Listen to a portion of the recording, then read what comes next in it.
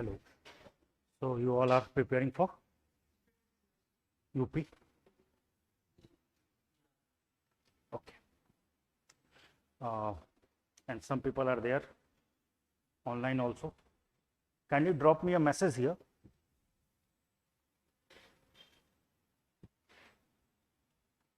अगर मेरी आवाज़ आ रही है तो प्लीज़ एक मैसेज कीजिए, ठीक है। माय नेम इज़ राजीव और आप लोग का मीडियम इंग्लिश है ना, ठीक है।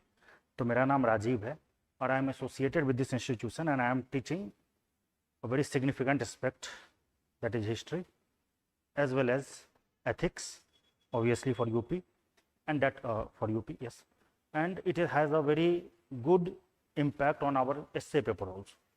अगर आपका ethics वाला, thinkers वाला, idea वाला part clear है, you can score good marks in our essay paper also. ठीक है, यूपी में भी है, बिहार में भी है. essay is very significant and very important. तो चूंकि आज हमारा डेमो क्लास है तो we will discuss about some topic of history, हमारा क्या अप्रोच होना चाहिए, and after that we will discuss something, some thinkers part also, because it has some help in UP exam, in Bihar exam. If you want to go for civil service UPSC, it will help there also. ठीक है, making sense? आप लोग को मेरी बात समझ में आ रही है? तो we will start our discussion from history. History देखिए, अपने एग्जाम के लिए ये बहुत इंपॉर्टेंट है. इसका रीज़न बहुत सिंपल है, क्योंकि हिस्ट्री हम सब जानते हैं, यूपी, बिहार, किसी भी स्टेट पीसीएस में, यूपीएससी, सीएससी, हर जगह हिस्ट्री का बहुत सिग्निफिकेंस है, बहुत ज़्यादा इंपॉर्टेंस है. रीज़न बहुत सिंपल है, क्योंकि history basically tells you that we are coming from where, हम कहाँ से आ रहे हैं इसकी जानकारी हमको देता है. Not only that, it gives us lesson also, है ना, कि जीवन में कैसे आगे बढ़ना है. तो it gives us lesson. Are you from history background, anyone? ठीक. तो ये हमें मदद करता है किस चीज़ में? ये हमें मदद करता है कि हम चीज़ों को एनालिसिस कर सके, देख सके, और ये भी समझने का प्रयास कर सके कि चीज़ें अभी ऐसी हैं तो ऐसी क्यों हैं, इस पर किस चीज़ का प्रभाव रहा है. कई बार हम लोग ये मानते हैं कि history is just about facts, just about figures, but that is not the truth. It is not just about some date, it is about something else. और something else क्या है? It is about the understanding of the events, कि कोई events घटा तो कैसे घटा, है ना, इसके इम्पैक्ट क्या पड़े, और अभी हम इस चीज को किस रूप में देखते हैं, और आगे ये हमें किस रूप में गाइड करेगा. तो that is the importance of history. Very famously it is said कि हिस्ट्री के दो आइज हैं. हम उस पर आएंगे, पर उससे पहले एक इंटरेस्टिंग बात, अपने एग्जाम के सिलेबस में अगर आप देखेंगे तो प्रीलिम्स में हिस्ट्री से 20-25 क्वेश्चंस रहते हैं, इतिहास से 20-25 के आसपास क्वेश्चंस रहते हैं. जानते हैं आप लोग ये बात? 20-22 क्वेश्चन के आसपास रहता है हिस्ट्री में, और वो बहुत इंपॉर्टेंट हो जाता है, क्योंकि एग्जाम में 2 ही 4 नंबर के डिफरेंस से आपका सिलेक्शन होता है या आपका सिलेक्शन रुक जाता है. ठीक बात है. वही मेंस के लिए आपको क्या करना है, हिस्ट्री में आपको अंडरस्टैंडिंग डेवलप करनी है. चीज़ें रटने से काम नहीं चलेगी. अगर आपने चीज़ों को आत्मसात किया, इंटरनलाइज किया है, then it will definitely going to help you. ठीक, लेट हो गए काफ़ी. तो हिस्ट्री को अगर हम देखें तो हिस्ट्री के, जैसा मैंने आपको बताया कि इट हैज 2 आइज. एक को कहा जाता है टाइम और दूसरे को कहा जाता है space. Time and space. Time and space यानी कि हिस्ट्री में समय का तो महत्व है ही, क्योंकि हमें पता है कोई भी चीज किसी समय में घटता है. उसके अलावा स्पेस का मतलब होता है जगह, प्लेस, है ना, तो उसका भी एक इंपॉर्टेंस है. और इतिहास में जब भी हम चीजों को पढ़ते हैं, क्रोनोलॉजिकल ऑर्डर में पढ़ते हैं, है ना. हम पहले पढ़ते हैं एंशिएंट, मिडिएवल, मॉडर्न, ऐसे पढ़ते हैं ना. तो इतिहास में समय का इंपॉर्टेंस है और जगह का इंपॉर्टेंस है, स्पेस एंड टाइम. तो इस दोनों चीज को कहा जाता है कि these are 2 eyes of history. इतिहास की 2 आंखें हैं.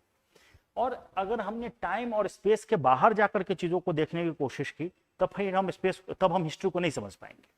फॉर एग्जाम्पल, कोई घटना किसी जगह पे घटी, किस समय में घटी, किस परिप्रेक्ष्य में घटी, वो सबको एक साथ समझना आपको एक होलिस्टिक पिक्चर क्लियर करता है हिस्ट्री को लेकर के.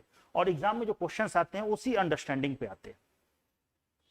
सेइंग दैट, अगर हम बात करें इंडिया में तो हम लोग कहते हैं कि भाई एंशिएंट, है ना, मिडेवल, मॉडर्न। और एक चीज कहा जाता है कंटेम्प्ररी ऑल्सो, सुना है कंटेम्प्ररी, कंटेम्प्ररी ऑल्सो।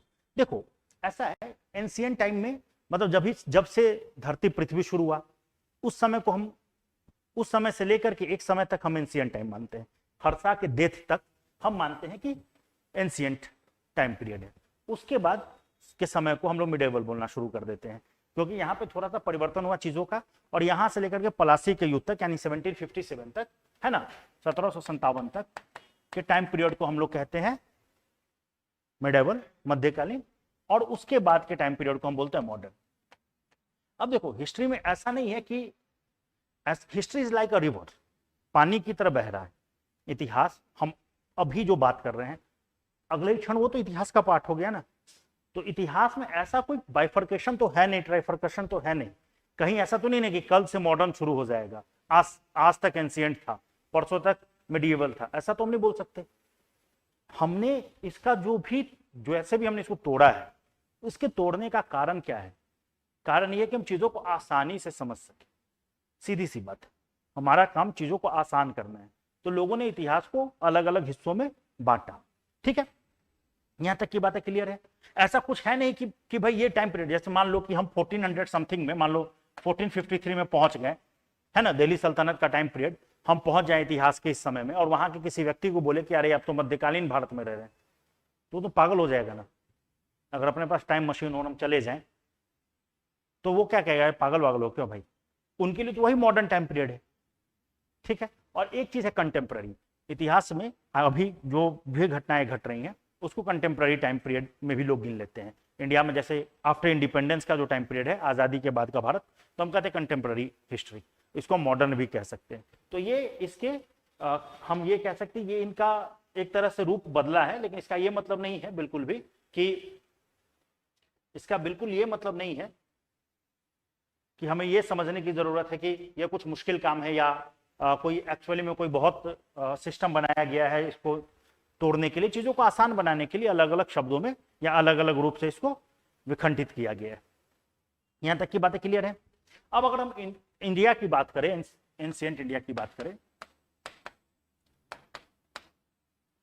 या इन जनरल हिस्ट्री की बात करें, तो हिस्ट्री में 3 शब्द हमें सुनने को मिलता है, प्री हिस्ट्री,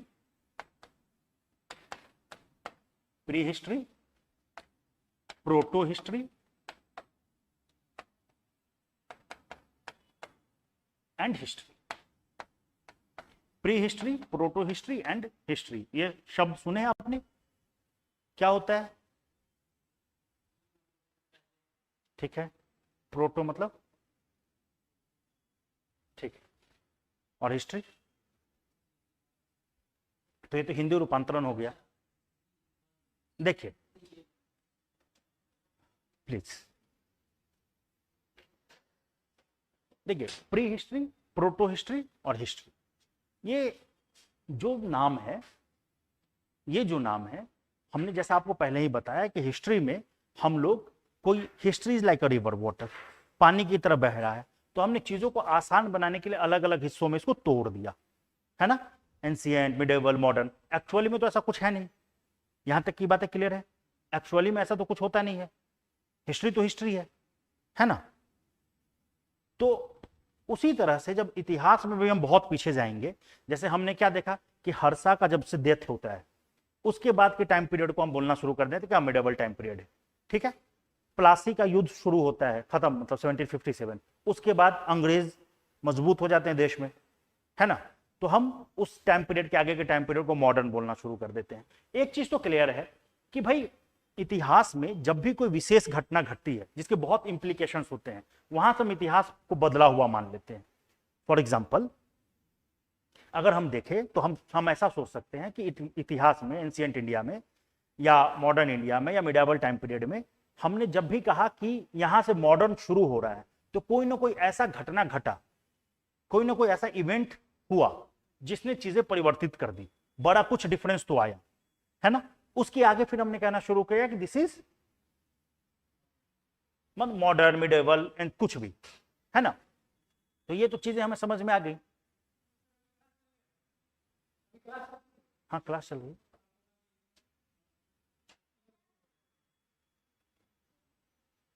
ओके तो ठीक है, ऑलराइट। तो इतिहास में या हिस्ट्री में हमें जो चीजें दिखती हैं उसके परिवर्तन होने के कारण है, तरीके हैं, और वो या समय के परिवर्तन का एक या समय का अलग रूप मानने का कोई ना कोई कारण होना चाहिए कि यहाँ से कुछ बड़ा घटना घटा जिसके बाद आपने कहना शुरू कर दिया कि ancient time period, modern time period, medieval time period. अब हम जब इतिहास के पन्नों को पलटते हैं, हम जाते हैं एंशिएंट टाइम पीरियड में, तो हमें ये सारे शब्द मिलने को मिलता है। देखो एंशिएंट बहुत ही बड़ा टाइम पीरियड है ना, जब से होमोसेपियंस सेपियंस धरती पे आए, है ना, मॉडर्न मैन, तब से कुछ ना कुछ तो वो कर ही रहे होंगे। भले ही वो अभी की तरह चीजों को नहीं लिखते रहे होंगे, अभी की तरह मूवीज नहीं बनाते होंगे, अभी की तरह खाना नहीं खाते होंगे, लेकिन हंटर गैदरर के रूप में तो बहुत साल उन्होंने जिया, तो उन्होंने कुछ ना कुछ तो इम्पैक्ट किए ही होंगे समाज पे, या उन्होंने किसी तरह से कुछ चीजें बनाई होंगी, आगे चल करके समाज बना होगा, कुछ ना कुछ घटनाएं घटी होंगी। तो उतने लंबे टाइम पीरियड के लिए सिर्फ एंशिएंट इंडिया कह देना ठीक नहीं होगा। मतलब एंशिएंट इंडिया का तो पार्ट है, लेकिन उसमें भी अलग अलग हिस्से। तो सबसे पहला जो हिस्सा है वो है प्री हिस्ट्री, उसके बाद प्रोटो हिस्ट्री, उसके बाद हिस्ट्री। देखो प्री हिस्ट्री का मतलब ये होता है वो हिस्सा इतिहास का, वो टाइम पीरियड जिसके लिए अपने पास रिटेन सोर्सेज नहीं है, हमें रिटेन सोर्सेज, लिखे स्रोत मौजूद नहीं है। What does it mean? सीधी सी बात है कि जब भी हम सोर्स देखने का कोशिश, हम इतिहास कैसे देखते हैं? हम इतिहास, अभी तो अपने पास कुछ भी लिखा हुआ है, तो मान लीजिए आज से 20 साल पहले की बात आपको देखनी है तो आप आर्काइव में जाकर के किताबें पलट लेंगे, नोट्स देख लेंगे, है ना, न्यूज़पेपर जाकर के खंगाल लेंगे। आज से 20 साल के बाद आप जाकर के इंटरनेट पर और बहुत कुछ मिल जाएगा। लेकिन उस जमाने में न्यूज़पेपर, किताबें तो थी नहीं, रिटन सोर्सेज नहीं था। इंसान ने सबसे पहले काम लिखना तो शुरू नहीं किया होगा, पहले इशारा शुरू किया होगा, फिर बोलना शुरू किया होगा, फिर लिखना शुरू किया होगा। तो हम जब सोर्स बनाते हैं, जब हम हिस्ट्री को पढ़ने की कोशिश करते हैं, तो हमें सोर्सेज चाहिए, बहुत सारे सोर्सेज हैं इतिहास को पढ़ने के लिए, ठीक है। तो जो प्री हिस्टोरिक टाइम पीरियड होता है उसके लिए अपने पास लिखित स्रोत नहीं है, we do not have written sources. What does it mean? यानी कि उस समय में हम अगर उस समय के बारे में पढ़ना चाहते हैं तो हम आर्कियोलॉजिकल एविडेंस से चीजों को समझते हैं। स्क्रिप्ट नहीं मौजूद है बिल्कुल, तो हम क्या करते हैं, खुदाई से कुछ आर्टिफैक्ट्स मिलेगा, कुछ तो मिलेगा, है ना, उसका एनालिसिस करेंगे, कुछ कार्बन डेटिंग करेंगे। जैसे एक मेथड है कार्बन डेटिंग, सुना है कार्बन डेटिंग? कार्बन का एक आइसोटोप है C14, उसके माध्यम से हम रेडियो एक्टिव एलिमेंट्स का एज निकाल लेते हैं। डेंडोक्रोनोलॉजी करके एक चीज होता है, जो पेड़ है उनमें जो छल्ले हैं उसको गिन करके हम उसका एज निकाल लेते हैं। तो इस तरह से हम कुछ कंस्ट्रक्ट करते हैं। तो फॉर एग्जांपल अगर कोई आदमी देखता है कि भाई खुदाई करता है, कुछ ऐसा चीज मिलता है जमीन के नीचे से, सपोज करो कोई किसी का कंकाल मिलता है, स्केल्टन, और स्केल्टन के साथ उसको कुछ आर्टिफैक्ट्स मिल जाते हैं, कुछ पत्थर का सामान कुछ ऐसा रखा मिल जाता है, तो वो कुछ एनालिसिस करता है कि अच्छा अच्छा अच्छा, इसका मतलब ये है कि there was some concept of life after death. मतलब ऐसा कुछ एनालिसिस करके जब चीजों का हम एनालिसिस करते हैं उसको प्री हिस्ट्री का पार्ट मानते हैं। प्री हिस्ट्री बहुत लंबा टाइम पीरियड है ना। तो 2000 20,000 है ना, इतने समय तक जो भी चीज घटना घटी से लेकर के 10,000 तक BC तक जो भी घटना घटी उसको हम लोग प्री हिस्ट्री में, प्री हिस्ट्री का पार्ट मानते हैं। हाँ आते हैं, तो देखो प्री हिस्ट्री, इसके 3 हिस्से हैं, पैलियोलिथिक, मेसोलिथिक एंड नियोलिथिक, ठीक है। पूर्व पाषाण काल, मध्य पाषाण काल और नव पाषाण काल। देखो प्री हिस्ट्री एक बड़ा सा टाइम पीरियड है, उसको भी हमने 3 हिस्सों में बांट दिया। तो ये जो समय पीरियड है 2000 से लेकर के कुछ 10,000 BC तक, मतलब 20,000 से 10,000 BC तक, ये जो टाइम पीरियड है इसको हम लोग बोलते हैं पैलियोलिथिक टाइम पीरियड 10,000 से लेकर के 8,000 बीसी तक, इसको हम लोग बोल देते हैं, क्या बोल देते हैं, मेसोलिथिक। और उसके बाद के टाइम पीरियड को हम लोग बोलते हैं नियोलिथिक टाइम पीरियड। यहां तक कोई दिक्कत? देखो अब ये सारा जो टाइम पीरियड है, पैलियोलिथिक, मेसोलिथिक, नियोलिथिक, ये बोला इसलिए जाता है, लिथिक का मतलब होता है पत्थर, है ना, लिथिक का मतलब होता है, लिथिक का मतलब होता है स्टोन। इस पूरे टाइम को स्टोन एज भी बोलते हैं। लिथिक का मतलब होता है स्टोन, पैलियो का मतलब पहले वाला, मेजो का मतलब बीच वाला, नियो का मतलब नवपाषाण, है ना। अब यहां तक की कहानी में कोई परेशानी तो बताइए, आगे बढ़े क्या? तो अब हमने अभी तक जो चीजें देखी उसके अनुसार देखिए, अभी तक जो हमने कहानी देखी उसमें एक चीज देखा कि हिस्ट्री को हम लोगों ने 3 हिस्सों में बांटा, प्री हिस्ट्री, प्रोटो हिस्ट्री और हिस्ट्री। अब प्री हिस्ट्री में क्या हुआ कि अपने पास रिटर्न सोर्सेज अवेलेबल नहीं है ना, इसका तो ये मतलब हुआ, इसका तो यही मतलब हुआ कि अपने पास रिटर्न सोर्सेज नहीं है। प्रोटो हिस्ट्री में अपने पास रिटर्न सोर्सेज तो हैं, रिटर्न सोर्सेज तो हैं, लेकिन हम इस सोर्स को समझ नहीं पा रहे हैं, और यानी कि हम इसको पढ़ने के कंडीशन में नहीं है। रिटर्न सोर्सेज तो हैं लेकिन हम उसको पढ़ नहीं पा रहे हैं, तो प्री और प्रोटो के बीच का हिस्सा है, मतलब प्री और हिस्ट्री के बीच का हिस्सा है प्रोटो हिस्ट्री। और हिस्ट्री क्या है? जहां से अपने पास रिटर्न सोर्सेज अवेलेबल हो जाते हैं। ठीक है, यहां तक की कहानी कंप्लीट है। ठीक,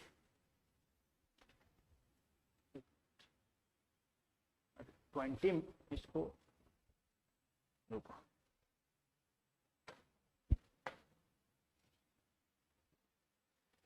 ये प्री हिस्ट्री में टाइम जो है थोड़ा इसको ठीक कर लीजिए। प्री हिस्ट्री में पैलियोलिथिक जो है, पैलियोलिथिक ये 2 मिलियन है, मतलब 2 मिलियन से 10,000, 10,000 बीसी तक, ठीक है। हाँ 2 मिलियन से 2 मिलियन बीसी से 20 लाख साल, हाँ 20,000 नहीं 20 लाख, ठीक है।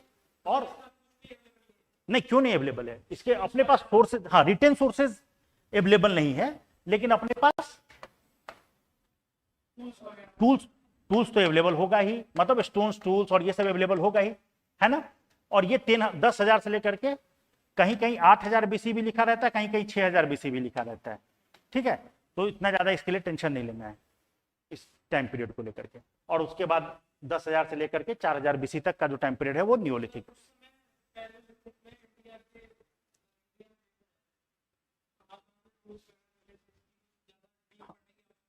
बिल्कुल है, हम पढ़ेंगे सब कुछ अलग अलग। ये जो हमारे स्रोत हैं, या हमारे जो भी हम चीज ढूंढते हैं, या हम जो भी चीज पढ़ेंगे, उसका हमें सबसे पहले ये देखना बहुत जरूरी हो जाएगा कि वो चीज कहाँ से मिला है।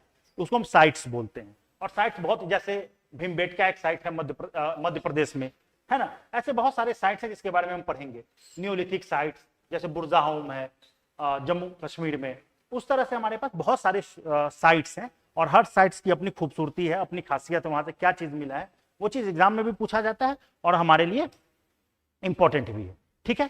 तो यहां तक की बातें क्लियर है। तो हमने क्या देखा कि history, pre history, proto history और हिस्ट्री, यहां तक की कोई कहानी में दिक्कत? प्री हिस्ट्री का अपने पास रिटर्न सोर्स नहीं है, यानी कि नो रिटर्न सोर्स। अब हमने इसको भी 3 हिस्सों में बांट दिया था, पैलियोलिथिक, मेसोलिथिक, नियोलिथिक। 2 मिलियन से 10,000, 10,000 से 8000, कहीं कहीं 6000 भी लिखा रहता है, और 8000 से 4000 बीसी, ये सारा बीसी है। बीसी मतलब बिफोर क्राइस्ट, ठीक बात है। एडी मतलब एनो डोमिनो, मतलब जिस साल क्राइस्ट का जन्म हुआ होगा उस समय से जो भी पहले का समय है उसको हम बीसी बोलते हैं, और उनके समय से जो समय उसको हम एनो डोमिनो बोलते हैं, एडी। सेम चीज, सीई जैसे लिखा होता है सेंचुरी के लिए लिख देते हैं, ठीक है। तो बिफोर क्राइस्ट, बिफोर, और एडी मतलब एनो डोमिनो। एनो डोमिनो का मतलब इन द, नहीं आफ्टर नहीं, in the year of God. After क्या, गॉड आ गए तो उसके बाद आफ्टर क्या होता है, उनके साथ जितना भी समय सब एनो डोमिनो। उनके बाद का समय अगर हम बात करें तो फिर बीच का समय एनो डोमिनो का मतलब उनके साथ का समय, मतलब जैसे उनका जन्म होगा, अगर हम बोलेंगे उनके बाद तो फिर बीच का समय रह जाएगा। एनो डोमिनो का मतलब होता है in the year of Lord, ठीक है। यहां तक की कोई दिक्कत कहानी में, आगे बढ़े क्या। अब थोड़ा सा पैलियोलिथिक, मेसोलिथिक और नियोलिथिक पे डिस्कस करते हैं, फिर हम वापस अपने ज्योग्राफी वाले टॉपिक पे आते हैं, टू आइज ऑफ हिस्ट्री जो हम डिस्कस कर रहे थे। देखिए पैलियोलिथिक का टाइम पीरियड जैसा बताया जा रहा है, ये ऐसा टाइम पीरियड है जहां पे लोग हंटर गैदरर थे। हंटर गैदरर थे। हंटर गैदरर का मतलब लोग क्या करते थे, शिकार करते थे, गैदर करते थे, चीजों को खाते थे, और इस तरह से उनका जीवन यापन चल रहा था। मेसोलिथिक आते आते थोड़ा बहुत डोमेस्टिकेशन ऑफ एनिमल शुरू हुआ। डोमेस्टिकेशन ऑफ एनिमल थोड़ा बहुत, हाँ, लेकिन ये भी दूध नहीं निकालते थे, कई बार उनको बस ऐसे मार देते थे, और इस तरह का मतलब बहुत ज्यादा यहाँ पर एडवांस नहीं हुआ था चीज। लेकिन ये जो मेसोलिथिक टाइम पीरियड था, पैलियोलिथिक और नियोलिथिक के बीच का ट्रांजिशन का फेज है, ठीक है। और नियोलिथिक जो है नवपाषाण काल, इसमें जो सबसे बड़ी बात हुई वो हुआ एग्रीकल्चर की शुरुआत हुई। किस चीज की शुरुआत हुई, एग्रीकल्चर की शुरुआत हुई। एक बहुत फेमस आर्कियोलॉजिस्ट हुए गॉर्डन चाइल्ड, है ना। तो गॉर्डन चाइल्ड ने जो नियोलिथिक को नियोलिथिक रिवोल्यूशन कहा। नियोलिथिक रिवोल्यूशन कैसे, क्यों कहा होगा, कुछ बताइए। नियोलिथिक रिवोल्यूशन कहा किसने, गॉर्डन चाइल्ड ने। गॉर्डन चाइल्ड ने कहा कि एक क्रांति है। हाँ, उससे पहले खेती नहीं होती थी। खेती जब शुरू हुई तभी तो जाकर के सोसाइटी का निर्माण हुआ होगा। देखिए हंटर गैदरर को क्या होता था, हंटर गैदरर एक जगह से दूसरी जगह शिफ्ट करते रहते थे। एक जगह पहुंचे, वहां पे शिकार किया, जानवर को मारा, कुछ खाने को मिला उसको खा लिया, होता है, सब बताते हैं। देखिए होता क्या है कि सीड्स अरे एग्रीकल्चर की जो शुरुआत होती है, शुरुआत कैसे हुई होगी, शुरुआत ऐसे हुई होगी कि कुछ लोगों ने देखा होगा कोई सीड गिरा और वो सीड क्या हुआ, उपज गया, तो फिर उनको लगा अच्छा हम भी उपजा सकते हैं। जो चीज प्रकृति में हो रहा है उसी चीज को तो हम लोग खेती करके कर रहे हैं ना खुद से, उसको हम लोग क्या कर रहे हैं, उसकी संख्या बढ़ा दे रहे हैं, उसको एक जगह पर कर ले रहे हैं, उसको ऑर्गेनाइज तरीके से कर ले रहे हैं, वही तो खेती है। वैसे ही तो खेती होती है, शुरुआत तो ऐसी ही होती है ना। आज से कुछ समय पहले ही सीड्स कोई सीड्स बैंक में जाकर के थोड़ी लाता था, गांव का आदमी अपने खेत में उपजाता था, उसी को आगे लगाता था। पहली बार क्या किया होगा, कहीं कुछ जंगली चीज उगा हुआ देखा होगा, उनको लगा होगा इसको लगाएंगे, इस बीज को लगाएंगे, कुछ हो सकता है। तो एग्रीकल्चर इतना सिग्निफिकेंट था कि गॉर्डन चाइल्ड ने कहा क्या कहा, नियोलिथिक रिवॉल्यूशन। देखो रिवॉल्यूशन जो शब्द है ना, इसका क्या मतलब होता है, इसका मतलब होता है क्रांति।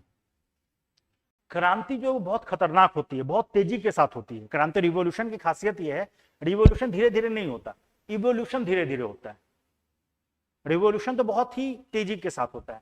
इन spite all of that Gordon Childe said that neolithic it was a revolution.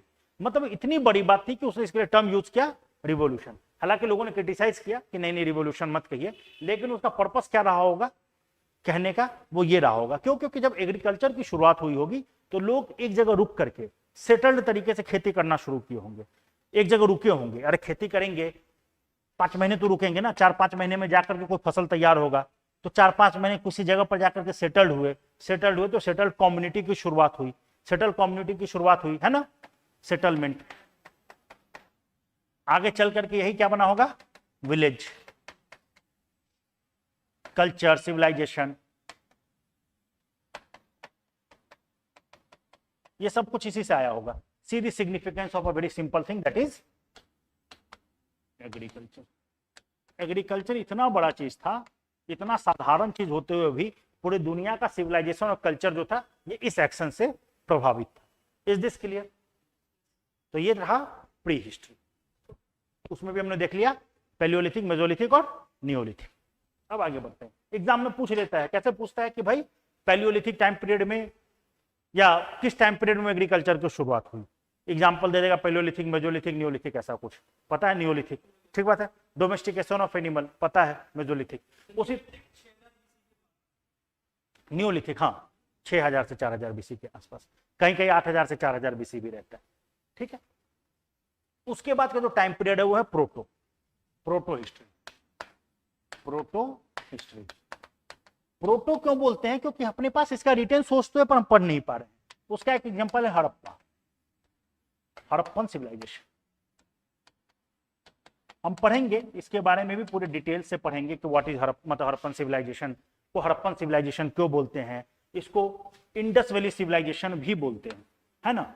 हालांकि कुछ लोग बोलते हैं इंडस वैली सिविलाइजेशन मत बोला, नहीं बोला जाना चाहिए, क्योंकि शुरुआत में जो इनके एविडेंस मिले थे हमें, जो हमें साइट्स मिले थे वो सारे इंडस के वैली में थे। इंडस एक नदी है, उसके वैली में था। आगे चल करके अलग अलग जगह पर भी मिला, तो फिर लोगों ने कहा कि इंडस वैली मत बोलो। तो जो पहला साइट मिला था उसका नाम था हड़प्पा, उसके नाम से हड़प्पन सिविलाइजेशन कहा जाने लगा।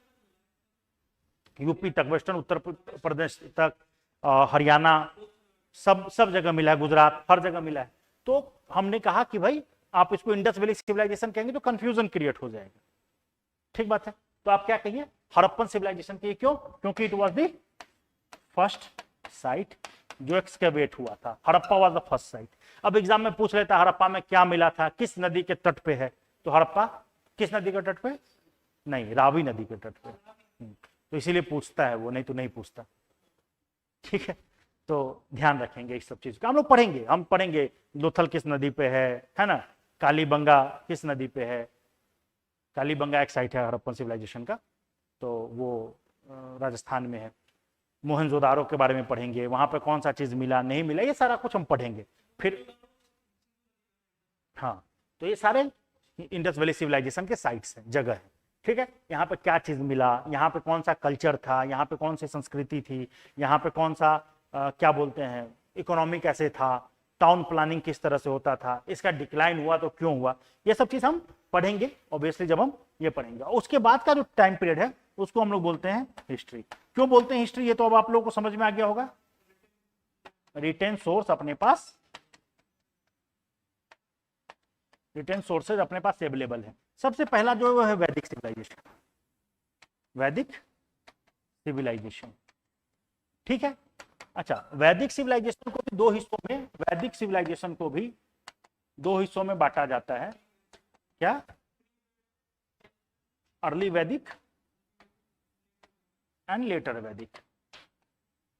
लेटर वैदिक, देखो ये जो टाइम पीरियड है वो है 1500 बीसी से लेकर के 1000 बीसी तक, और ये जो लेटर वैदिक है वो है 1000 से बताओ 600 बीसी तक। फिर 600 बीसी के बाद महाजनपद शुरू हो जाता है। फिर महाजनपद के बाद मगध शुरू हो जाएगा, मगध एम्पायर।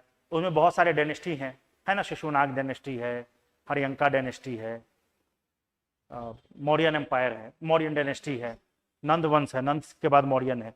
तो इस तरह से हम लोग सारा चीज पढ़ेंगे। फिर मौर्यन के बाद पोस्ट मौर्यन शुरू होगा, गुप्ता शुरू होगा। ठीक है। फिर पोस्ट गुप्ता शुरू होगा, ऐसे जाकर के अपना एंशिएंट खत्म होगा। फिर मिडेवल शुरू होगा, अर्ली मिडेवल टाइम पीरियड। फिर उसके बाद मुगल एम्पायर तक पहुंचेंगे, मुगल एम्पायर खत्म होगा, फिर क्या शुरू होगा, मॉडर्न शुरू होगा। तो that is how this history is, the course of history will go.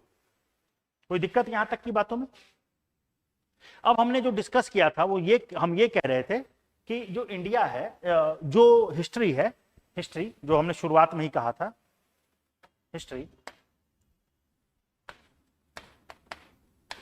History has two eyes, दो आंखें हैं। बताओ कौन कौन सा?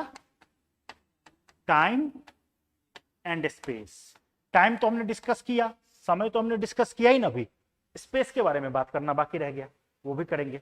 तो देखो जैसा हमने आपको पहले ही बताया कि सेल्फ एक्सप्लेनेटरी है ये चीजें।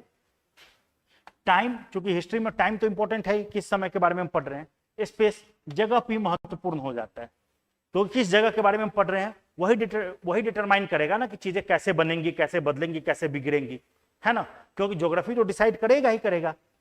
अगर ज्योग्राफी को हमने कंसीडर नहीं किया तो फिर मुश्किल हो जाएगा चीजों का, क्योंकि हम किस जगह के बारे में पढ़ रहे हैं, बिना उस जगह का ज्योग्राफी को समझे हुए हम कभी भी इतिहास को नहीं समझ सकते। ये बात समझ में आ रही है। क्योंकि भारत की अगर हम बात करें तो भारत को हम लोग क्या बोलते हैं, इंडियन, बताओ क्या बोलते हैं इंडिया को? इंडियन सब कंटिनेंट बोलते हैं ना। क्योंकि सब कंटिनेंट क्यों बोलते हैं, कोई कारण?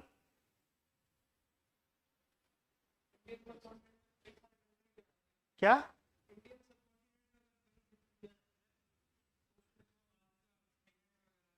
नहीं नहीं था।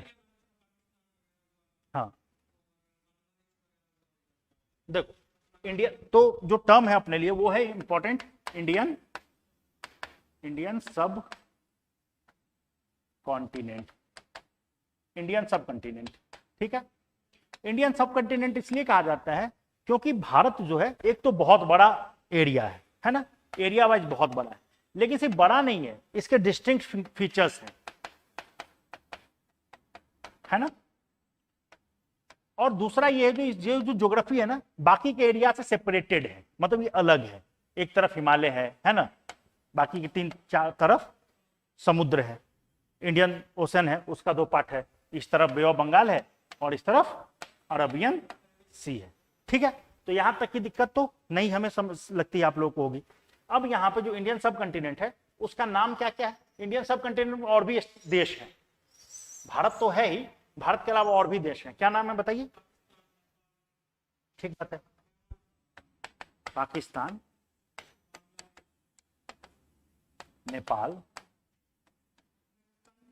बांग्लादेश देश, भूटान, श्रीलंका नहीं, अफगानिस्तान। हाँ, ये जो है इनको हम लोग क्या बोलते हैं, इनको हम क्या बोलते हैं? इंडिया पाकिस्तान नेपाल बांग्लादेश और भूटान, ये इंडियन सब कंटिनेंट का पार्ट है, मेन बात। ठीक है, यहां तक की कहानी क्लियर है। इन 5 का नाम जरूरी है जानना, क्योंकि जो एंशिएंट टाइम पीरियड था उसकी बाउंड्री यहां तक फैली हुई थी। तो इन सब जगह पर, जैसे में अफगानिस्तान में भी अशोका के बहुत सारे शिलालेख मिलते हैं, है ना। पाकिस्तान तो हमें पता है अभी तक अपना हिस्सा था, भूटान, उसी तरह से नेपाल में भी अपने बहुत सारे स्रोत मिलते हैं, है ना। तो हमें इसलिए इन सब चीजों को एक साथ समझना जरूरी है। तो इनको हम एक साथ क्या बोलते हैं? इंडियन सब कंटिनेंट। इसमें 5 देश हैं, ठीक है, तो उनका नाम हम लोग याद रखेंगे। आगे बढ़े क्या? ठीक है, तो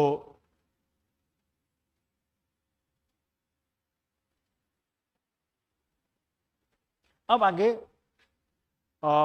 अगर हम इंडियन सब कंटिनेंट की बात करें या इंडिया की बात करें तो हमारे हिमालय, हमारे नॉर्थ में कौन सा है? हिमालय। नॉर्थ में हिमालय है, ठीक है, नॉर्थ में हिमालय है, ठीक है। और हिमालय हमारे नॉर्थ में, इसका बहुत सारा इंपैक्ट पड़ता है, हमारे इस ज्योग्राफी का बहुत सारा इंपैक्ट पड़ता है हमारे हिस्ट्री पे, हमारे कल्चर पे, ठीक बात है। तो नॉर्थ ऑफ इंडिया में कौन है? स्टार्ट होता है ये पामीर नोट से और फिर नॉर्थ ईस्ट डायरेक्शन में मूव करते हुए पहुंच जाता है कहां तक? मतलब इंडिया में पहुंच जाता है उधर नॉर्थ ईस्ट इंडिया तक, है ना। तो पामीर नोट मूव करता है नॉर्थ ईस्ट इंडिया तक। उसके अलावा अपने ईस्ट वेस्ट में हमें नाम पता ही है, ठीक है। ये हमारे लिए बहुत इंपॉर्टेंट है, क्योंकि क्या ये जो टोटल इसका जो लेंथ है वो 25-60 किलोमीटर, है ना। जो टोटल लेंथ है 25-60 किलोमीटर, इतना इसका टोटल लेंथ है। और उसके अलावा जो इसकी चौड़ाई है वो 240 से लेकर के 320 किलोमीटर तक वेरी करती है, ठीक है दोस्त। 240 से 300, 240 से 320,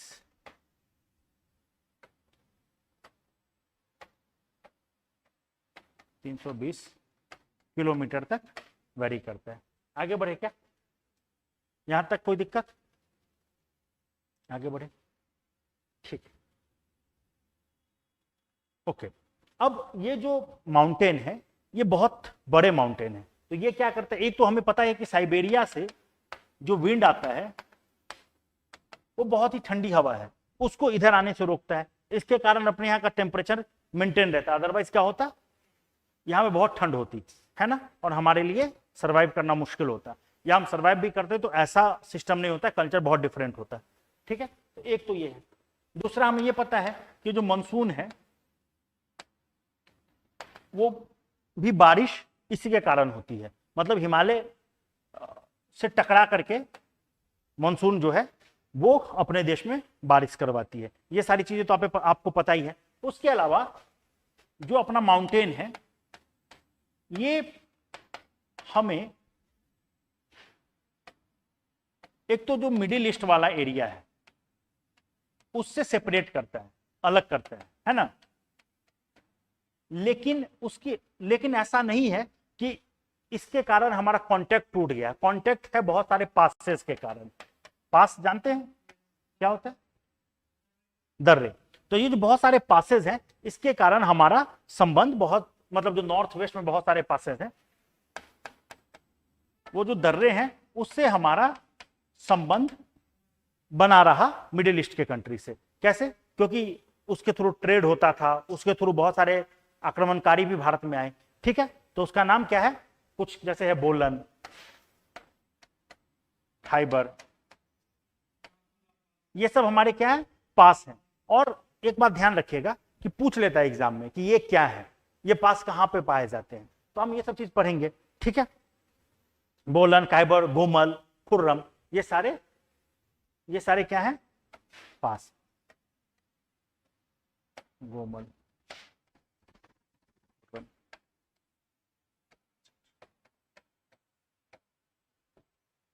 आगे बढ़े क्या? यहां तक कोई डाउट? तो ये हमारा रहा नॉर्थ वेस्ट का कहानी, ठीक है। ये क्या करता है? एक नेचुरल बैरियर का काम करता था, नेचुरल बैरियर का काम करता था। कौन? पास, ठीक है। लेकिन उसके अलावा जो बैरियर के बावजूद भी जो पासेस थे वो हमारा कल्चरल कनेक्ट मेंटेन रखता था, तो इकोलॉजिकल तरीके से, हाँ। तो ये नेचुरल बैरियर, ठीक है।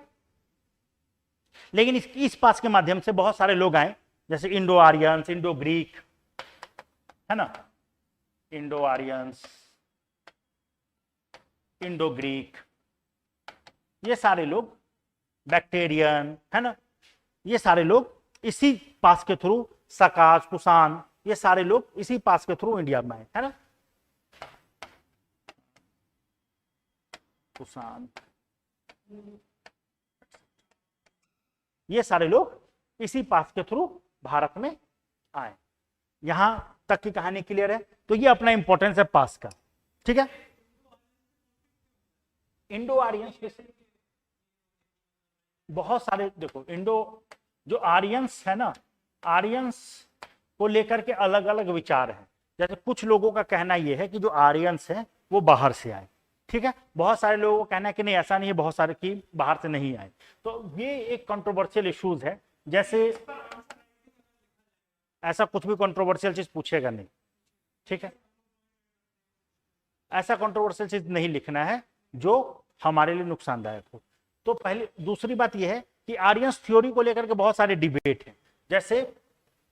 जैसे उदाहरण के तौर पे तिलक, उन्होंने कहा कि आर्टिक रीजन से आर्यंस आए हैं, है ना। आर्टिक, तिलक, बाल गंगाधर तिलक, तो उन्होंने कहा कि आर्टिक रीजन से आए हैं। कुछ इसी तरह का आर्गुमेंट मैक्स मूलर ने भी दिया था। तो इस तरह की बात है। लेकिन बहुत सा नहीं, जो रसिया और इस साइड में लोग नहीं रहते। तो दूसरी तरफ बात यह है कि लोगों ने कहा कि ऐसा नहीं है। कुछ लोग जो इसका, उन्होंने कहा कि नहीं, ये तो कॉलोनियल थ्योरी है, जो कोलोनियलिज्म जो आए थे, ब्रिटिश आए थे, उन्होंने लोगों को कहा कि नहीं यार, आपके यहाँ तो लोग बाहर से ही आते रहे हैं, यही तो आपके यहाँ का रूल है, तो हम आए तो कौन सी गलत बात है। तो ये जो नेशनलिस्ट हैं वो इसका विरोध करते हैं, कहते हैं कि ऐसा कुछ नहीं है, आर्यंस भी यहीं के लोग हैं, ठीक है। और ऐसे भी अगर हम पीछे खींचना शुरू कर दे तब तो सारा कोई अफ्रीका से आया है, ऐसे कहानी शुरू हो जाएगी। तो ये इशू है, हम पढ़ेंगे आर्यन इन्वेजन थ्योरी, तो इसको लेकर के बहुत सारे लोग, रोमिला थापर हैं, वो कहती है ऐसा हुआ, लेकिन बहुत सारे हिस्टोरियंस इस बात से एग्री नहीं करते, ठीक है। आगे बढ़े क्या? तो जब भी हम ऐसा कुछ लिखेंगे तो बहुत ही with a pinch of salt लिखेंगे, मतलब बात अगर लिखना भी है तो ऐसा नहीं लिखेंगे कि यही सच है, कहेंगे कि यस देयर आर आर्ग्यूमेंट्स, ऐसा भी बोल रहे हैं, दूसरी तरफ लोग ऐसा भी बोलते हैं, ठीक बात है। आगे बढ़े क्या? उसके बाद नॉर्थ वेस्ट में हमने देख लिया कि ये उसमें एक और टर्म, एक और शब्द याद रखिएगा, स्वात वैली। हाँ, ये वैली इसलिए इंपॉर्टेंट है क्योंकि अलेक्जेंडर इसी के माध्यम से इंडिया में आया था, इसी वैली के थ्रू भारत आया था अलेक्जेंडर। एक इंटरेस्टिंग बात यह है, अलेक्जेंडर एक्चुअली 326 बीसी में इंडिया आया है, 326 बीसी में इंडिया आया है। अब अलेक्जेंडर की खासियत यह है कि इससे पहले जो भी अपने पास टाइम पीरियड है ना, हिस्ट्री, वो अलग तरह से लिखा गया है, it is written in different form, मतलब अपने यहाँ इतिहास लिखने की शैली अलग थी। तो हमें यूरोपियंस ने कहा कि भारत के लोगों को इतिहास लिखने नहीं आता था, they do not have the sense of history, ऐसा अपने ऊपर एक्यूजेशन भी लगता है। लेकिन ये जो टाइम पीरियड है 326 बीसी, अलेक्जेंडर इंडिया में आता है, तो इस टाइम पीरियड के बारे में हमें जो सोर्स मिलते हैं ग्रीको रोमन ट्रेडिशन से, हमें बहुत सारे ऐसे सोर्स मिलते हैं जो एग्जैक्ट डेट बताते हैं। ये आता है इस समय में इंडिया में नंदा डायनेस्टी का रूल था। हम पढ़ेंगे इसके बारे में पूरा कि कैसे ये इंडिया में आता है, क्या होता है, इससे कौन कौन लड़ा, पोरस के बारे में पढ़ेंगे, है ना, वो कहाँ लड़ा था, वो एक छोटे से एरिया का रूलर था, हाँ उधर, तो उसने लड़ाई लड़ी, है ना। उस समय में अंभी था तक्षशिला का राजा, उसने अलेक्जेंडर के सामने हाथ खड़े कर दिए, एक तरह से उसको स्वीकार कर लिया। तो हम ये सारा चीज पढ़ेंगे, पोरस जो लड़ाई हुआ था उस लड़ाई का क्या नाम था, किस प्लेन में वो लड़ाई हुई है, हाँ वो सारा चीज हम पढ़ेंगे जब हम इस पूरे टॉपिक को अच्छे से पढ़ रहे होंगे। तो उस तरह से, उसके अलावा कश्मीर में हमें पता ही है कि कश्मीर में काराकोरम रेंज है ना,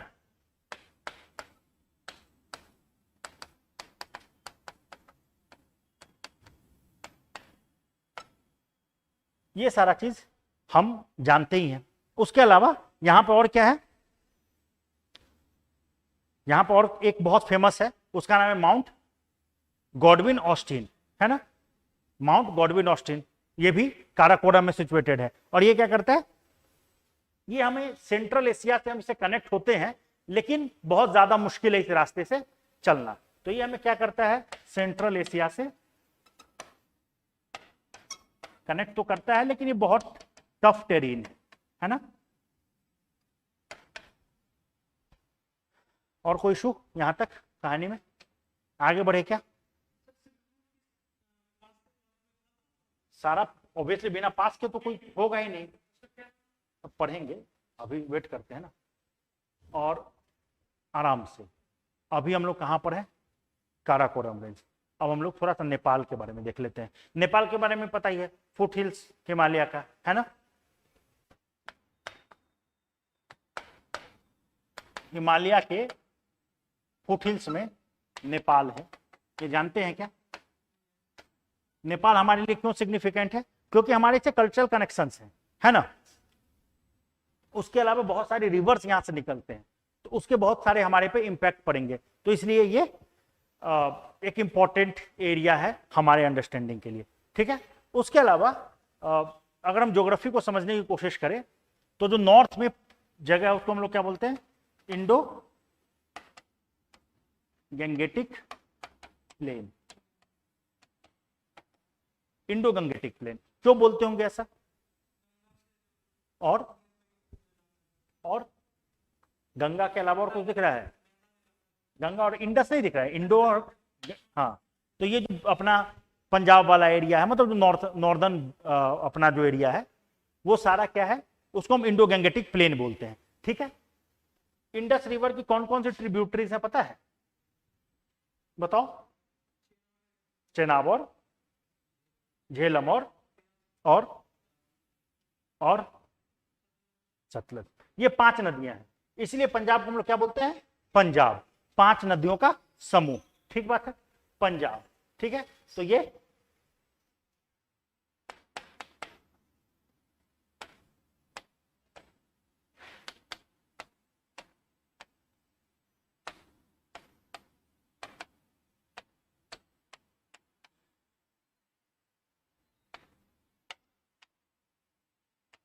ये सब आप ज्योग्राफी में पढ़ेंगे ही, लेकिन ये सब चीजें हमें एक बार ध्यान रखना है। ठीक है, पंजाब का लिटरल मीनिंग भी होता है 5 नदियों का जहां पे समूह है। ठीक है, गंगा के बारे में हमें पता ही है कि गंगा जो है वो हिमालय में राइज करती है ना, और वहां से आती है प्लेन में आकर के, फिर यमुना से मिलती है इलाहाबाद में या प्रयागराज में, है ना, बहुत सारे बीच में प्रयाग बनाती है ना। तो सब पहले देव प्रयाग में अलकनंदा और मंदाकिनी मिलते हैं। हाँ, तो जब गंगा आती है प्लेन में, तो यहां पे एक शब्द हमारे लिए इंपॉर्टेंट है, वो है दोआब। दोआब जानते हैं क्या होता है? क्या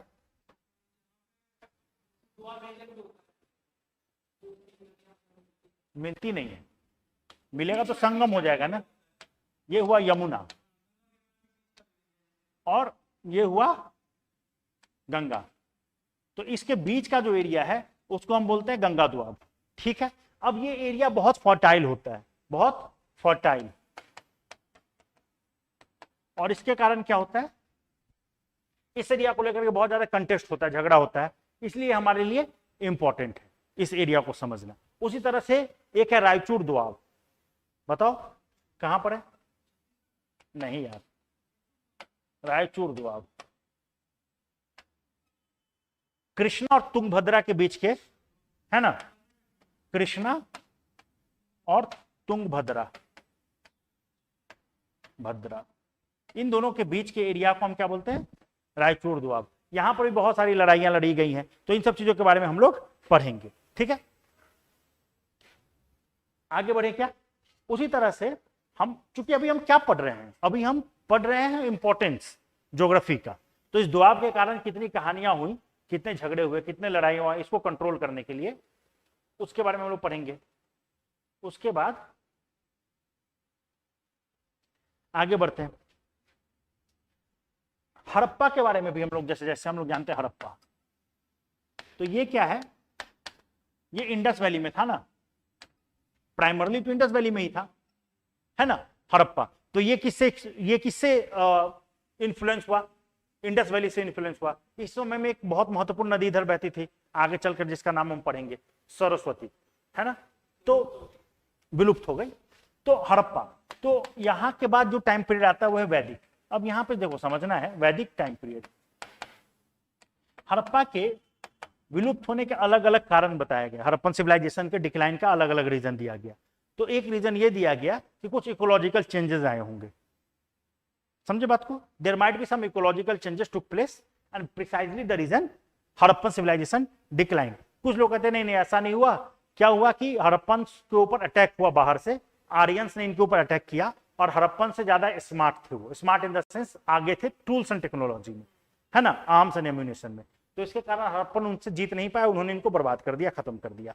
इसका रीजन ये दिया जाता है कि जो वैदिक टाइम पीरियड है, यहां पे हमें आयरन का इस्तेमाल दिखता है, आयरन, और हड़प्पा में क्या इस्तेमाल दिखता है बताओ? हड़प्पा कौन सा पीरियड है? नहीं यार, प्रोटो हिस्ट्री है, लेकिन है कौन सा? Chalcolithic, Chalcolithic time period. यानी कि चैल्को का मतलब होता है कॉपर, और लिथिक का मतलब होता है पत्थर, है ना, स्टोन। देखो कॉपर जो है वो आयरन की तुलना में वीक, कमजोर है, और स्टोन जो है आयरन की तुलना में, स्टोन का हथियार तो कमजोरी होगा ना। तो ये लोगों का कहना था कि इनके पास आयरन का हथियार था, तो इन्होंने इसको इजिली हरा दिया। इसके लिए एग्जाम्पल भी दिया जाता है, ऋग्वेद में पुरंदर कहा गया है इंद्र को, पुरंदर, इंद्र को कहा गया है। क्यों कहा गया है?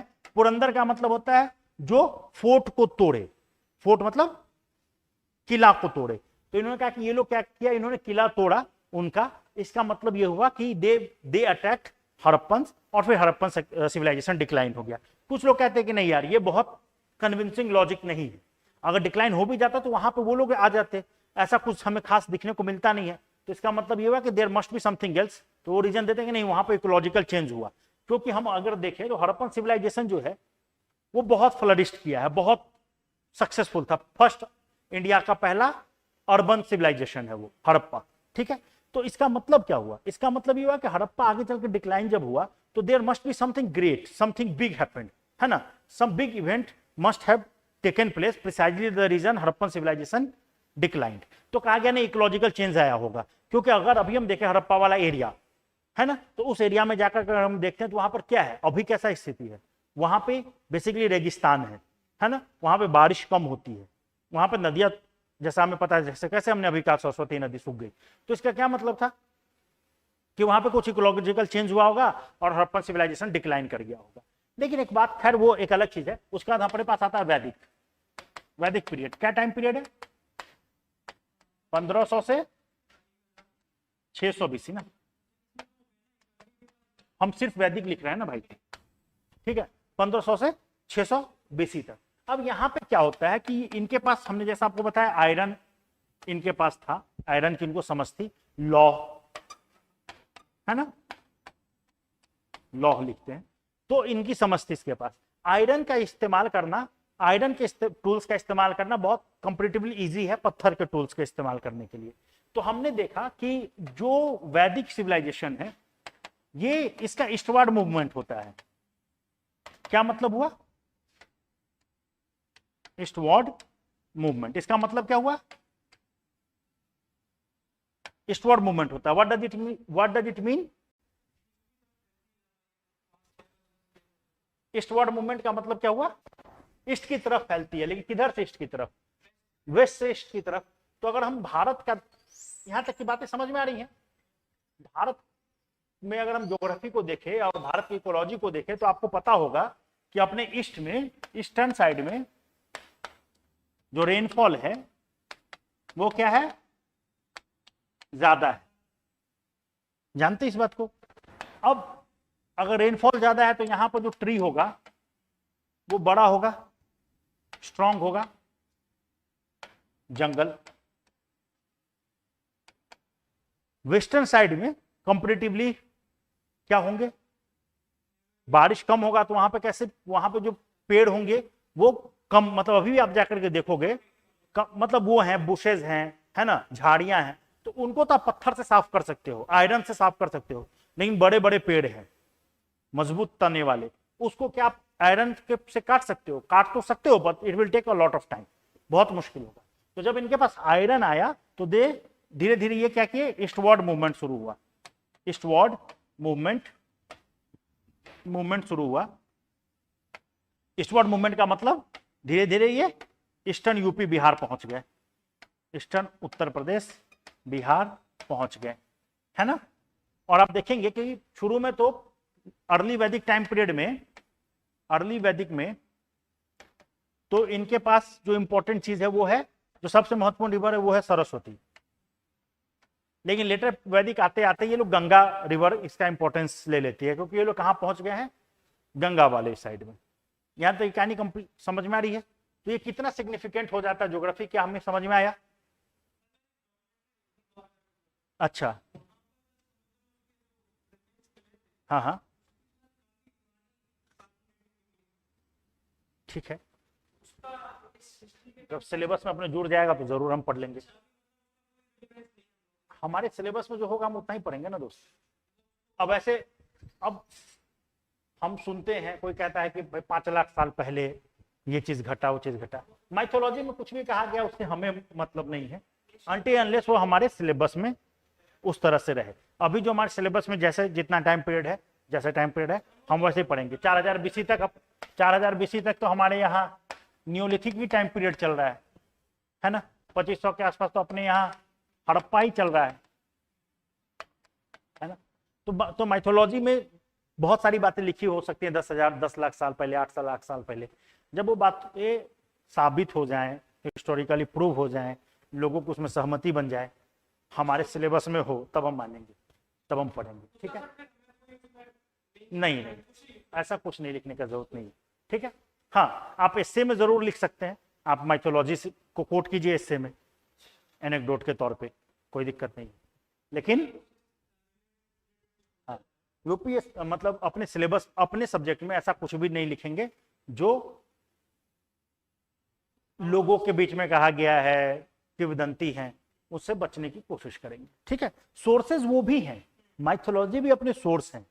अगर रामायण, अगर हम सोर्स पढ़ें तो रामायण महाभारत भी अपने सोर्स हैं। हमें उस समय के समाज के बारे में पता चलता है, लेकिन हम उसको एज इट इज नहीं मान लेंगे कि नहीं नहीं ये तो, हाँ लेकिन अगर वो पॉइंट ऑफ व्यू है, अगर रामायण महाभारत की कुछ बातें लिखी गई हैं तो ऐसा कुछ ना कुछ तो रहा होगा, हम उसके बारे में पढ़ेंगे, लेकिन एज इट इज ये नहीं कह देंगे कि 5 लाख साल पहले, 10 लाख साल पहले घटा है। ठीक है, आगे बढ़े क्या। उसी तरह से एक महत्वपूर्ण नदी आता है, सिटी ऑफ पाटलिपुत्रा, मतलब एक महत्वपूर्ण नदी पे एक सिटी है पाटलिपुत्रा, गंगा पे, गंगा और सोन के कॉन्फ्लुएंस पे, अपने एग्जाम में बहुत बार पूछा जाता है।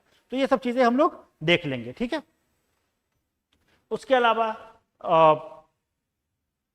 अगर हम पाटलिपुत्रा की बात देखें तो सुंगा डायनेस्टी, मौर्य डायनेस्टी, मतलब सुंगा डायनेस्टी, मौर्य डायनेस्टी और गुप्ता डायनेस्टी, इन सब का ये क्या रहा है, कैपिटल रहा है ना। तो ये किस पे, पाटलिपुत्रा,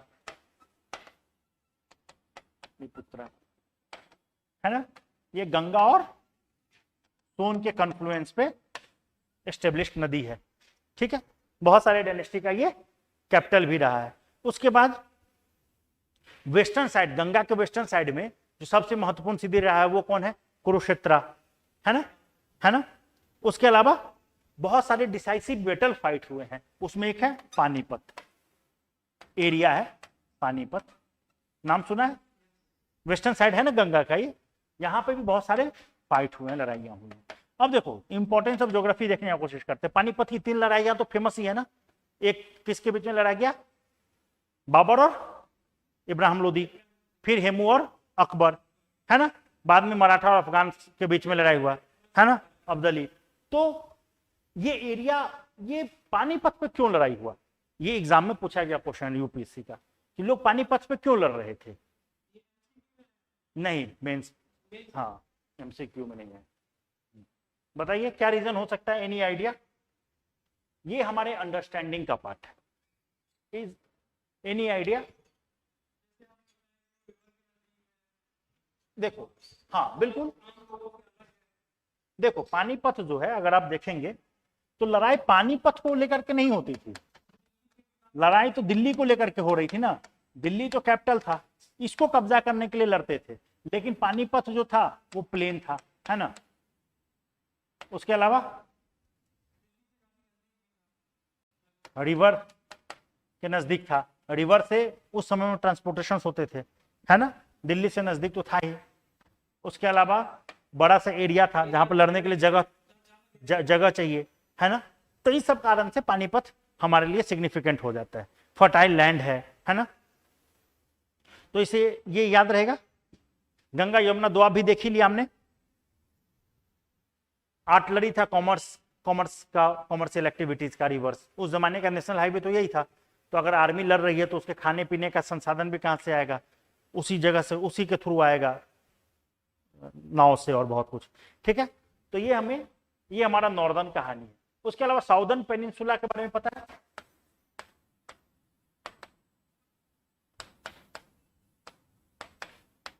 साउदर्न पेनिनसुला के बारे में पता है नहीं भाई। देखो तापी, नर्मदा,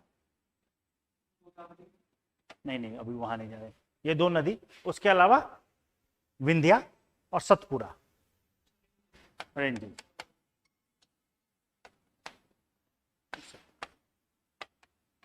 इनको कहा जाता है great dividing line, great dividing line, इनको क्या कहा जाता है, ग्रेट डिवाइडिंग लाइन। ये क्या करता है, डिवाइड करता है नॉर्दर्न बेल्ट को साउदर्न पेनिनसुला से। ठीक है, ये सारा मिलकर के, हाँ जो साउथ में जो प्लेटू है, साउथ ऑफ विंध्या जो प्लेटू है, हाँ देखो साउथ ऑफ विंध्या, विंध्या के उत्तर में सॉरी दक्षिण में south of Vindhya, south of Vindhya उसको हम लोग क्या बोलते हैं, दक्कन प्लेटू, है ना, दक्कन प्लेटू, ये ध्यान रहेगा। उसके अलावा ये जो दक्कन प्लेटू है ये एक्चुअली में ना वोल्केनिक रॉक से बना है, सुना है ये बात? वोल्केनिक मतलब ये जो यहां पर जो मिट्टी है वो काला मिट्टी है, वोल्केनिक रॉक है ना। डेक्कन प्लेटू, डेक्कन प्लेटू जो है वो क्या है, तो ये वोल्केनिक रॉक है। और वोल्केनिक रॉक की क्या खासियत होती है, वोल्केनिक रॉक है और इसकी जो खासियत होती है ये इजीली काटा जा सकता है, इजीली कट किया जा सकता है। इसका परिणाम ये हुआ कि हमें इस एरिया में बहुत सारे रॉक कट टेम्पल मिलते हैं, टेम्पल्स मिलते हैं। क्लियर है, समझ में आ रहा है ज्योग्राफी का सिग्निफिकेंस? तो एग्जाम में यूपीएससी में ने यहां से भी क्वेश्चन पूछा हुआ है, समझे? तो अगर यूपीएससी ने पूछा तो यूपीपीसीएस भी पूछ सकता है, बिहार भी पूछ सकता है ना, तो ये याद रहेगा। यहां तक की कोई दिक्कत कहानी में, यहां तक कोई दिक्कत बताओ? तो ये सिग्निफिकेंस है या इंपॉर्टेंस है ज्योग्राफी का, मतलब स्पेस का। अब उसके बाद हम लोग आगे बढ़ते हैं और डिस्कस करते हैं। जैसे मैंने आपको बताया कि यहां पे कौन सा है water body, bay of Bengal,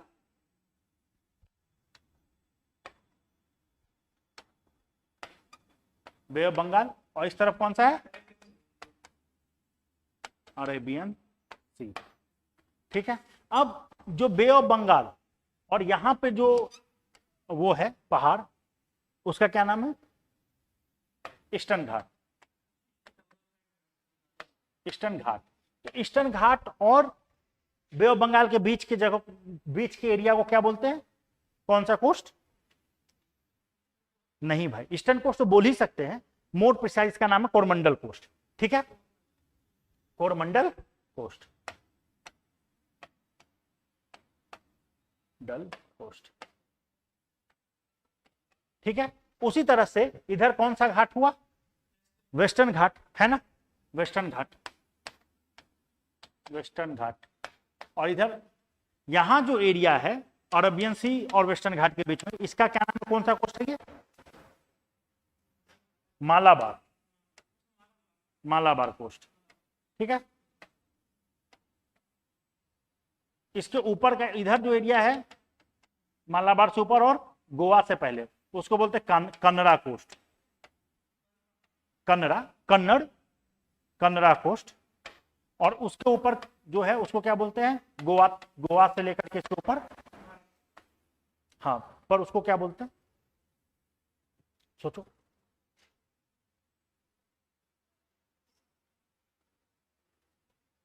देखो ये कोरमंडल कोस्ट है, ये बहुत सॉरी ये मालाबार कोस्ट है, ठीक है, केरला में, और कोरमंडल कोस्ट इधर है। ठीक है, उसके अलावा जो ऊपर का एरिया है गोवा, मतलब थोड़ा सा गंदा हो गया, गोवा तक, यहां पे मतलब ऐसे समझो, गोवा तक का जो ये एरिया है, जो सैंडविच है गोवा और ईस्टर्न, मतलब वेस्टर्न घाट और अरबियन सी के बीच में जो एरिया है गोवा, उसको हम लोग बोलते हैं कोंकण, कोंकण, कोंकण, कोंकण बहुत फेमस है। कोंकण रेलवे, कोंकणी लैंग्वेज है। कोंकण रेलवे में कभी जाओगे घूमने के लिए तो बड़ा मजा आएगा। क्या गड़बड़ हो रखा है? ठीक है, तो यहां तक का चीज समझ में आ गया, कोंकण एरिया है। तो ये सब चीजें हमें ध्यान रखना है। उधर भी बहुत सारे घाट हैं, है ना, वेस्टर्न घाट में जूनार है, कन्हेरी है, कार्ले है, ये सारे घाट हैं, जूनार है, ये सारे घाट हैं, पासेज हैं। है ना। उसी तरह से ईस्टर्न घाट में भी पासेज होंगे, है ना। उसके अलावा कावेरी वैली है मालाबार कोस्ट पे, ठीक है। तो कावेरी और मालाबार कोस्ट के बीच में जो घाट है उसका नाम क्या है, पाल घाट। हाँ, पाल घाट, ठीक है। इससे ये इसलिए इंपॉर्टेंट है पाल घाट, क्योंकि इससे रोमन के साथ बहुत सारा ट्रेड होता था, इसलिए ये एरिया बहुत ज्यादा सिग्निफिकेंट हमारे लिए हो जाता है। कहां पे, कौन,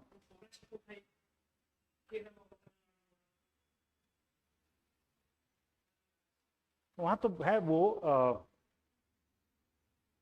श्रीमंगलम और ये सब है वहां पे, तो वो सारे वो हैं जंगल। ये बहुत नीलगिरी बहुत फेमस है। यहाँ पे बहुत सारे ऐसे जानवर मिलते हैं जो सिर्फ यहीं यहीं के इंडेमिक है, लायन टेल मकाऊ, ये सब चीज है। तो यहां तक का चीज समझ में आ गया। जो ईस्टर्न घाट है, ईस्टर्न घाट की जो हम लोग बात कर रहे हैं, तो वहां पर बहुत सारे पोर्ट सिटी हैं, जैसे अरिकमाडू है ना, ममलापुरम है, कावेरी पट्टनम है, कावेरी पट्टनम, कावेरी पट्टनम, ये सब पूछ लेता है एग्जाम में, ठीक है। ये सब क्या था, पोर्ट सिटी था। अब इसका परिणाम क्या हुआ कि भारत का जो ईस्ट एशियन कंट्री है उनके साथ बहुत अच्छे ट्रेड संबंध बन गए, इस एशियन कंट्रीज। और हम लोग जानते हैं कि भारत का इन्फ्लुएंस, है ना, इतना ज्यादा था कि इनको ये जो एरिया थे इस पे भारत के कल्चर का इतना ज्यादा प्रभाव था कि इसको कहा जाता था कि ये इंडियन कॉलोनी है। समुद्रगुप्त के टाइम पर ही नहीं, यहां पे बहुत ज्यादा इंडिया का कल्चरल प्रभाव था, ठीक है।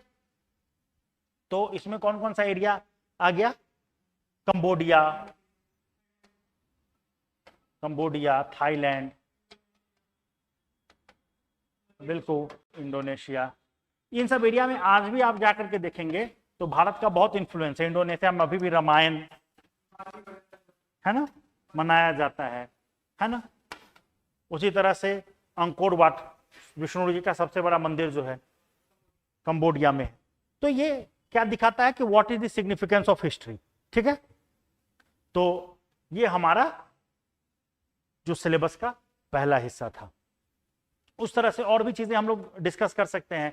डेल्टा रीजन का क्या सिग्निफिकेंस है, जैसे जो सातवाहना है ना, वो इसी दो नदी के बीच में, जैसे कावेरी डेल्टा, चोला पावर का कावेरी डेल्टा,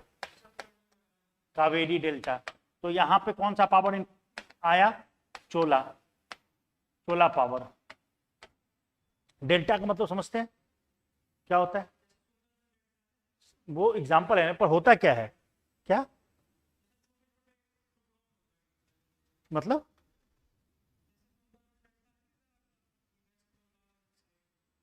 हाँ है, लेकिन किस, डेल्टा रीजन तो मैं मान लिया, लेकिन किसके, डेल्टा का मतलब क्या होता है,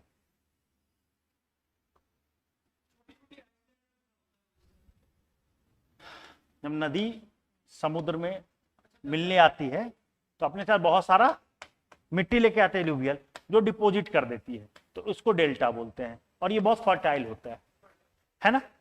सुंदरबन डेल्टा इसीलिए बोलते हैं क्योंकि गंगा वहां पे जा रही है, नहीं ऐसा कुछ नहीं। हाँ। तो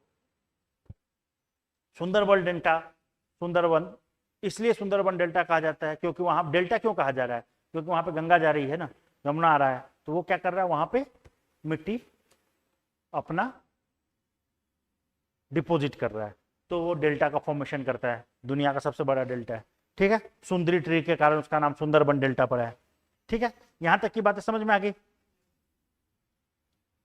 भारत में एंशिएंट इंडिया में समझे 2 बार पॉलिटिकल यूनिटी को एस्टेब्लिश किया गया।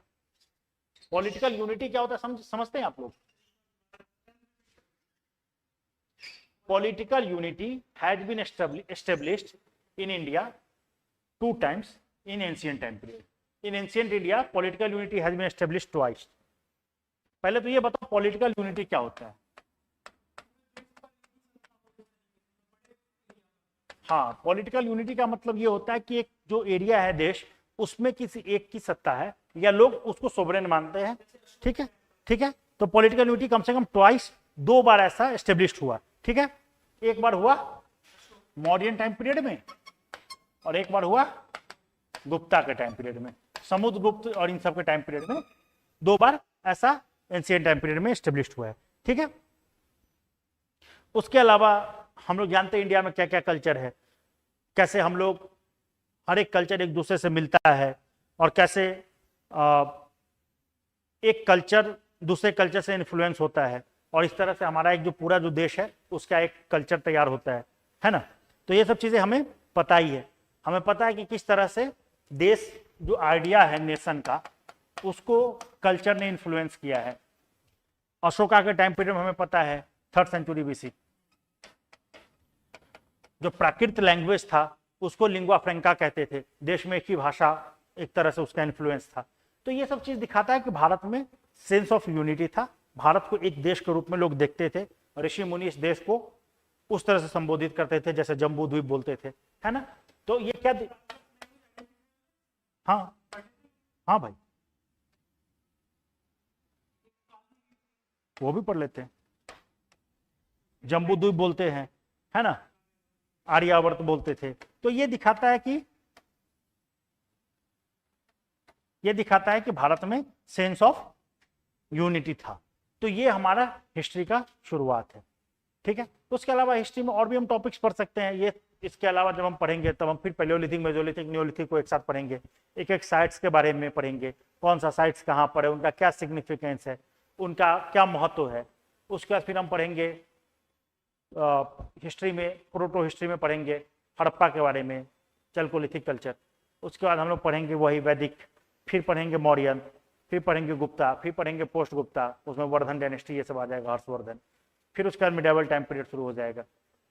ठीक है, और फिर मुगल खत्म होने का शुरू होगा मॉडर्न।